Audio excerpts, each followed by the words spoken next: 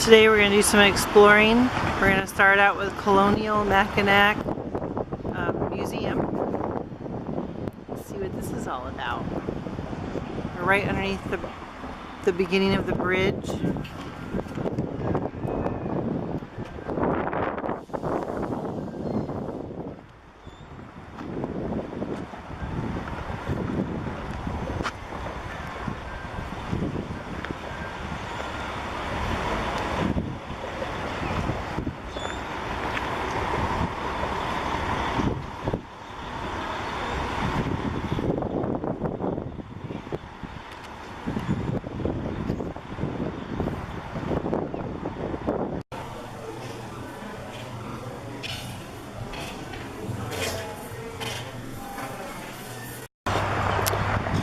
This is Lake Michigan on this side of the bridge. And on the other side of the bridge is Lake Huron. I know I didn't say it correctly, sorry.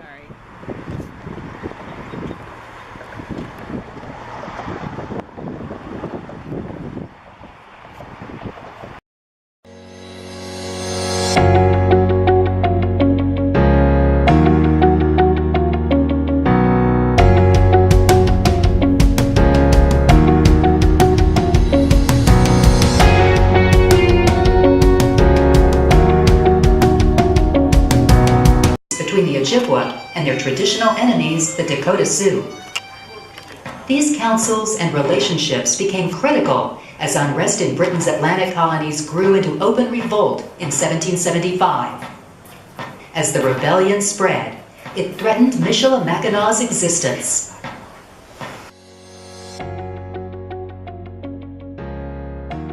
Ian and Isaac, and we're going to be firing off this mortar for you in just a little bit. Now the mortar here at Michilimackinac is kind of the black sheep of the artillery family here. So we've got quite a few other pieces of artillery. You may have seen the big shiny 6-pound bronze field piece on the other side of the lake shore. They would have had 2 of those here. Those are your typical cannon. We also have 2 heavy iron 6-pounders above the 4 gates, 4 smaller amusettes, little cannons in the corners, and then 2 wall guns. All of those pieces are meant for straight shooting. Load down a solid musket ball or a cannonball and send those flying straight into the enemy. The mortar, however, is a little bit different. The mortar is used for siege warfare almost exclusively. It will take whatever you fire out of it, instead of shooting it straight, it'll put a nice U-shaped arc on it and then rain it down on the enemy. So this works great when you're attacking someplace. You can easily get around the walls if you have a mortar. Someone's using a mortar against Michilimackinac, Michilimackinac is pretty much doomed. Our wooden walls can't stop much, but those bombs that this thing will fly off will destroy everything inside the fort as well. That's one of the other unique aspects of the mortar. It actually fires off bombs. They kind of look like a Wile E. Coyote bomb. Cannonball. That this thing is really weird is that here at Michilimackinac, again, these things are used for siege warfare. There's nowhere to go besiege around here. The nearest settlement is to the point that also a British stronghold during the 1770s. So instead, the mortar is actually here for fort defense. What you're targeting? But you don't need to point it in the right direction. So, traverse! Ian will join Isaac up there, and they have 2 little handles on the side. They will grab it and burst to the left. Ta-da! Just point it in the general direction. You've done pretty much all the aiming necessary for this weapon. The angle of the mortar is stuck at 45 degrees. You're going to change how far that goes, just how much powder you put inside it. Reload! Now we'll have to get ready for the actual loading process. Isaac will grab a sponge up there and dip it in a little bit of water. That's going to keep that sponge nice and wet that we can clean out the inside of the barrel. If there's something hot inside that mortar, you take that powder charge and stick your hand in there to put it in, it's going to go off if your hand's sticking down the barrel. It's going to be a bad day for the load. Sponge piece! So we'll run that on the inside and clean everything out. Now the mortars and all the other pieces will then advance, charge! Bring that up to Isaac, hand it to him, and then we can load. We'll take the charge, to get into the back of the mortar, grab a wooden landing stick and push that charge to the back. The ground will be scary if you're next to it, but you should be able to jump out of the way. As that piece start, we'll let Isaac keep working on the board. One of the soldiers that was stationed here, we only had 1 or 2 artillerymen. We know that in 1774 we had the special rank of bombardier. That's what I'm dressed as, epaulet on my shoulder. What do you think bombardiers are in charge of? We only have 2 more commands to fire. I want to go up a little bit. We've got our windstock over there. A nice long pole, some burning slow match on it. Match burns nice and slowly and gives you a good reach so that you're not right next to the barrel when you're firing. That's a good one. Okay, plug your shoot light. Make ready. Fire!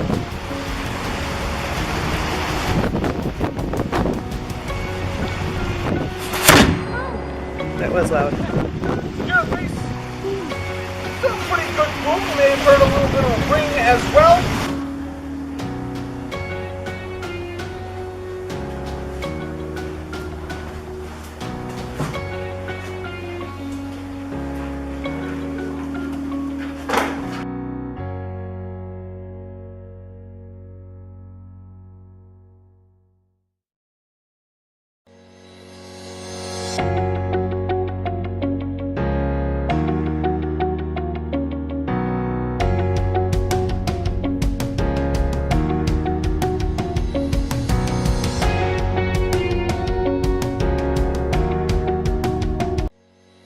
So I'm scooping off these dead coals. And I'm going to grab a couple shovels full of hot orange coals from in there.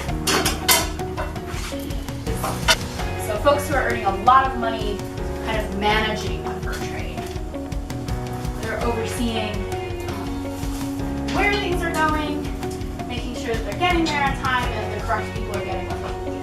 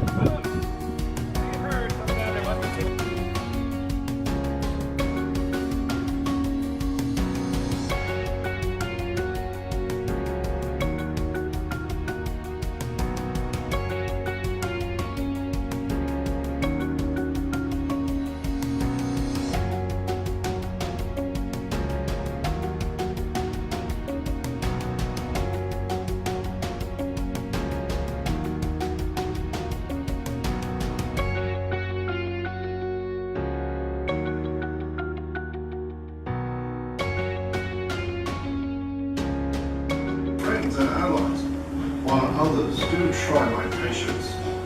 Of course, with the trouble from these Boston rebels, I am doing my utmost to protect our interests here, which means recruiting native war parties. I've sent Mr. Longrod out to recruit a force of Ottawa.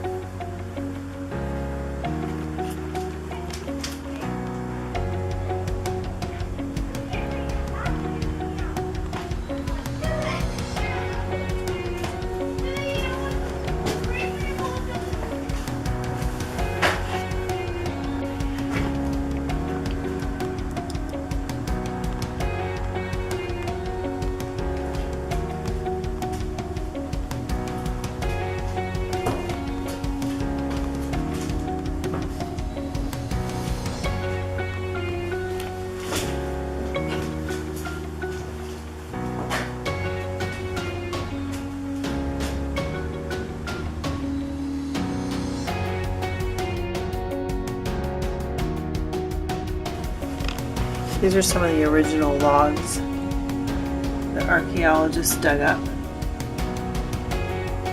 What year was it? Remember? 1975? 60s.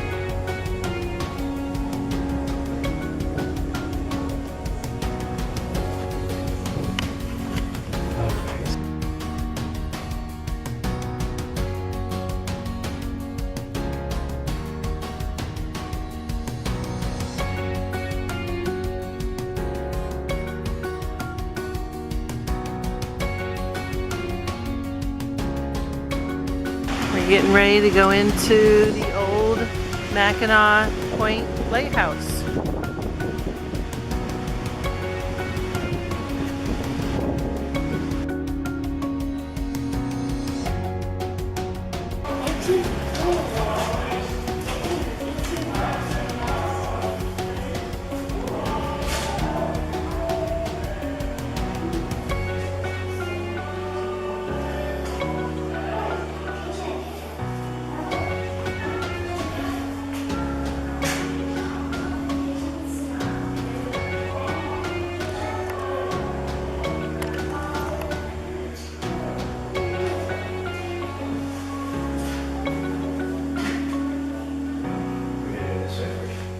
Oh, okay.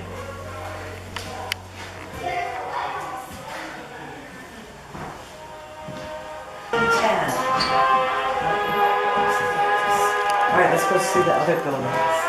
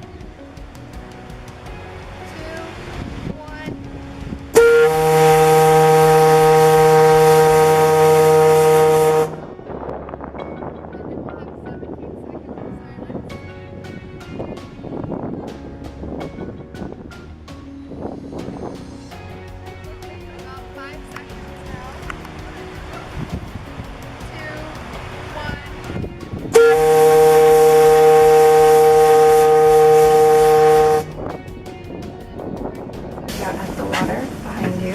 So these are the Straits of Mackinac, and historically they were really heavily traveled by ships carrying cargoes like lumber and coal and wheat, limestone, that sort of thing, agricultural, industrial, that sort of stuff. Because right here is where Lake Huron and Lake Michigan connects. So Lake Huron to your right,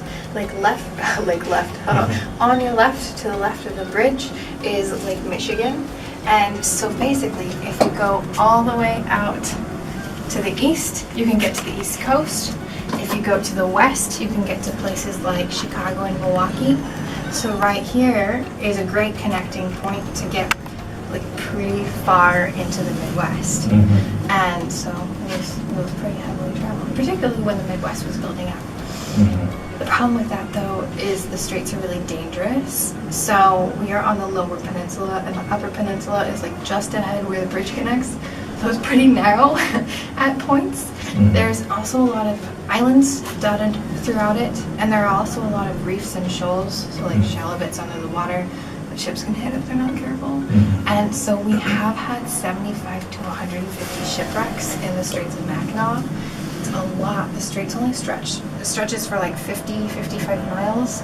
That's a lot of shipwrecks. So that's why we had lighthouses along here, lots of them, about 14 historically, along the straits to try and keep the ships as safe as possible. From here on a good day, you can see 4 other lighthouses, so they're kind of placed closely together, and so we needed to be identifiable, each one of them.